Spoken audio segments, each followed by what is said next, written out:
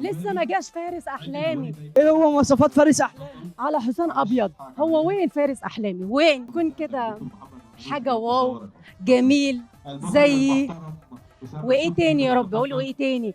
لا لا، ما قلناش كده. بعدين ها، يكون معه مصاري بعدين ها. اهم حاجه المصاري. ايه تاني؟ ويكون حلو وطول وعرض وهيبه ومركز وبيشتغل منصب حلو.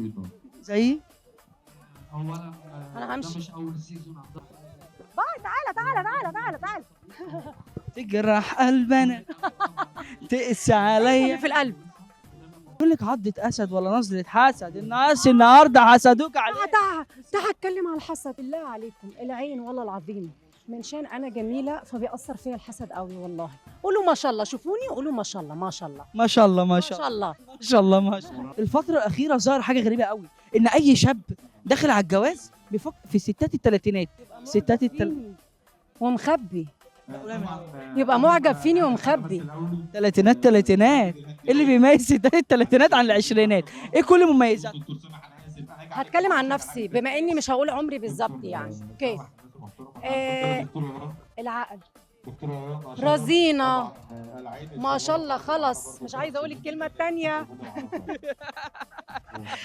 كملي. اتعلمت كتير وبس. أيوه يعني بياخدك عشان عقلك ورزينة وجميلة. أكيد في حاجة. لا، نمبر 1 عشان الجمال طبعا. يخرب بيت ام الجمال يا جميله، والله هي جميله. لو ننصح الشباب اللي داخله تتجوز نقول لهم ايه ويختاروا ايه؟ لا والله، بعيدا عن الجمال وبعيدا عن كل الهزار ده كله، اهم حاجه تكون بتحبها وتصونها وتتقي الله فيها. لو الفيديو ده عجبكم اعملوا لايك واشتراك في القناه. اعملوا اشتراك في القناه ولايك. 100,000 لايك. 200,000 من شاني.